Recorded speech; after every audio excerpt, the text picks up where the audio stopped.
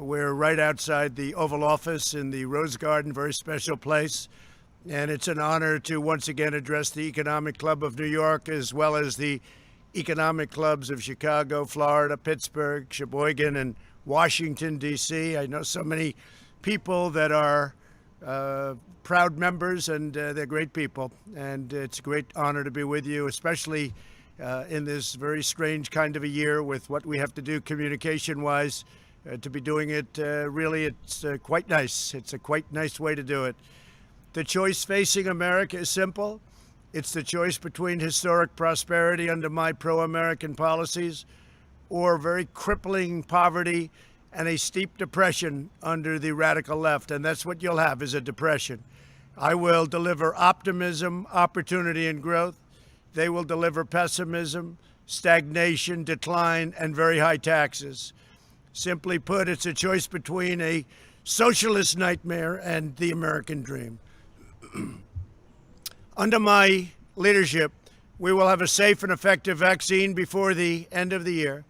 We will swiftly defeat the China virus, end the pandemic, bring back our critical supply chains, and lift our economy to unprecedented new heights. If the left gains power, they will shut down the economy, close our schools, delay the vaccine, prolong the pandemic, and impose the most extreme policies in the history of our country. Let's review the record. When I joined you in person last year, our nation was enjoying the greatest economy in history. There was nothing like it. This was a stark contrast to the prior administration, which delivered the weakest recovery since the Great Depression. It was weak and it was sad.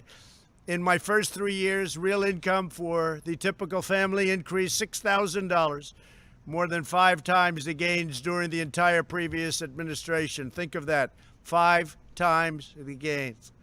Income for Black Americans grew 9 times more under my leadership than during the 8 years before I took office. Their policies punish American workers. My policies promote American workers. At the end of the last administration, the Congressional Budget Office projected fewer than 2 million jobs would be created in 3 years. Well, we did a little bit better than that. We created 7 million, and actually it'll be close to 8 million jobs by the time the final numbers came in. We lifted 6.6 million people out of poverty, achieving the largest poverty reduction in modern U.S. history. Poverty rates for African Americans and Hispanic Americans reached record lows. Inequality declined dramatically, a complete reversal of the Obama years. My policies have benefited those who need it the most. The bottom 50% of households saw an astonishing 40% increase in net worth. Wages rose the fastest for blue-collar workers, African American, Hispanic American, Asian American. Unemployment all reached their lowest levels ever recorded. The last administration sold out American workers like never before, and they sold them to donors, special interests, and globalists. And if you take a look, we have probably plenty of them watching right now, and I understand where you're coming from, but it didn't work out too well with me. We succeeded by reversing those cruel and heartless betrayals. Instead of rewarding companies for outsourcing jobs, I implemented massive tax cuts and regulation cuts to keep jobs, opportunity, and wealth in America. The tax cuts and the regulation cuts were the biggest ever recorded in the history of our country. Instead of waging war on the American energy, we unleashed American energy to make the United States the #1 producer of oil and natural gas on earth. Instead of corrupt and horrendous trade deals written by lobbyists and special interests, again, some of you, I negotiated pro-American trade deals based on the principles of fairness and reciprocity. Very important. I ended the NAFTA nightmare and signed the brand new U.S.-Mexico-Canada agreement into law. I've taken the toughest ever action against China's chronic trade abuses that we all know so well. I immediately canceled the last administration's job-killing Trans-Pacific Partnership, and I renegotiated the South Korea deal, which was a disaster. China unleashed the virus onto the world, and only a Trump administration will hold them accountable. And if this administration, if I don't get elected in a little while, 20 days, China will own the United States. I can tell you that. When the China virus arrived, we launched the largest mobilization since World War II. To defeat the virus, I'm breaking through every obstacle, cutting every piece of red tape, and moving heaven and earth. The FDA has been fantastic. They're approving things in 1 week that would have taken 2 years. I'm not interested in making friends in the corrupt media, and it is corrupt. My sole focus is protecting American lives and making lives good for American people. We'll beat this virus and we'll eradicate this pestilence and all of the things that happen to our country, our lives, and our planet. Our aggressive and early action saved up to 2 million lives. If you look at the original numbers, it was projected at 2.2 million lives. We're at 210,000, and one is too many. It should have never happened, should have never been allowed to happen by China. Thanks to advances in treatment we pioneered in record time, we've reduced the fatality rate 85% since April, and that number has now gone even better. I'm also working to get emergency approval for the powerful antibody treatment I received that has shown extraordinary promise. As you know, a week ago, I wasn't feeling so hot, and I had a drug, Regeneron, that it made me feel very good very fast. I think it's, they call it therapeutic, but I don't think it was therapeutic. I think it was a cure. For me, it was something that was very good. Now, who knows, maybe it would have happened anyway. Maybe I would have recovered beautifully anyway. All I know is once I had Regeneron, it worked out very well. Under Operation Warp Speed, we're on track to deliver at least 100 million doses of a vaccine before the end of the year, with hundreds of millions more to quickly follow. Our military will be delivering it. We have the best people on earth in our military, and we will deliver the drug. We will deliver the vaccine rapidly. Unfortunately, the media's constant efforts to stoke panic and hysteria and to probably change an election, that's what they really want to do, have undermined our public health efforts and put innocent lives in danger. They will not have success in changing the election. They tried that 4 years ago. That didn't work out too well. Americans should be trusted with the facts, the data, and the truth.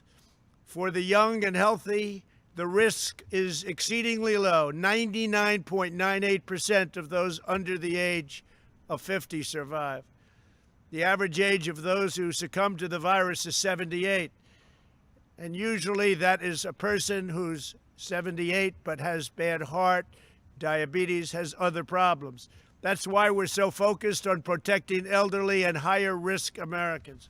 Our groundbreaking therapies have significantly improved outcomes for elderly patients, but I will not rest and I will not relent until all American seniors are safe. That is my sacred obligation. I love our seniors. I love our country. At the same time, we must allow lower-risk Americans to resume normal activity. The unscientific lockdowns pushed by left-wing politicians are needlessly destroying millions of lives. They decimate livelihoods and lead to suicide, drug overdose, depression, heart disease, delayed medical treatments, and reduced life expectancy. The cure cannot be worse than the problem itself. And that's what a lot of states run by Democrats have done to their people. And it's turning out very, very bad for them. These lives must be protected as well. The recent months, I have also acted swiftly to rescue the U.S. economy with an unprecedented $2.5 trillion in aid. We delivered over $160 million in relief payments for hardworking Americans through our Paycheck Protection Program that all of you are familiar with.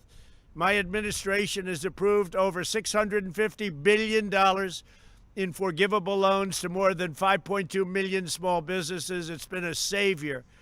This action has saved supported 50 million jobs, and we think that number is going to be, when it's finally put down in actual fact, we think it's going to be even more than that. We increased unemployment benefits by $600. When Democrats failed to extend this assistance, I provided up to $400 a month in continued relief. I froze student loan payments, stopped evictions, suspended payroll taxes, and delivered $500 billion to save major U.S. employers, including airlines. As a result of these decisive actions, the U.S. has been both the smallest economic contraction it has seen. Think of that. With all that we've done and all the countries out there, some great and not so great, we've seen the smallest economic contraction and the fastest recovery of any major Western country. I hope people are taking note of that, and it's not even close. We've created a record 11.4 million American jobs since May. That's another record. Under the previous administration, it took 30 months to recover more than half the jobs lost in the crisis. We surpassed that milestone in fewer than 5 months. Just a few months ago, most experts were projecting unemployment well over 10% through the end of 2020. Instead, we've already cut unemployment below 8%, something that it took the last administration over 3 years to do. Jobs have been recovering 23 times faster than the Obama recovery. Remember that, 23 times faster. And I know these numbers must be true because they were given to me by the great Larry Kudlow, who's sitting on my left. Consumer spending is almost 10% higher today than before the pandemic, and automobile production has recovered 100%. Home sales are at their highest reading since December 2006, and home builder sentiment is the highest in recorded history. Think of that. The highest home builder sentiment in recorded history, and we're in a pandemic. And I will tell you, we're rounding that final turn. If the left gains power, the recovery will be terminated and the economy will be destroyed. They've told us their exact plans. Left-wing politicians have pledged a $4 trillion tax hike, which will destroy our country. And this will raise taxes on 80% of our taxpayers, cut the child tax credit in half, which is $1,000 per child, and punish working families. The highest business tax rate in the developed world would be created, sending millions and millions of jobs out of America into China and various other countries. They'll be thrilled if we do what Joe Biden wants to do, but it's not really him that wants to do it. It's other people that are at a much higher level than Joe. Re-entering the job-wrecking Paris Climate Accord, eliminating fossil fuels, shutting down fracking. All over the country, they want to shut down fracking. We are right now energy independent. They want to close up, shut down fracking.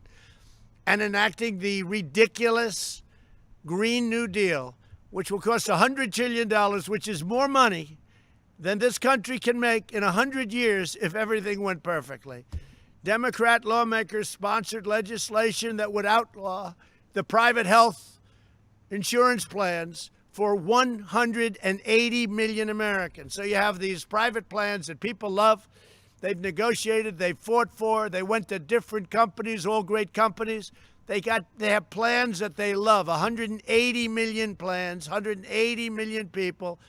And you know what happens to them? It's over. They take it away. The Democrat platform would suspend all immigration enforcement and give free health care and mass amnesty to illegal aliens. The problem is our country can't afford it.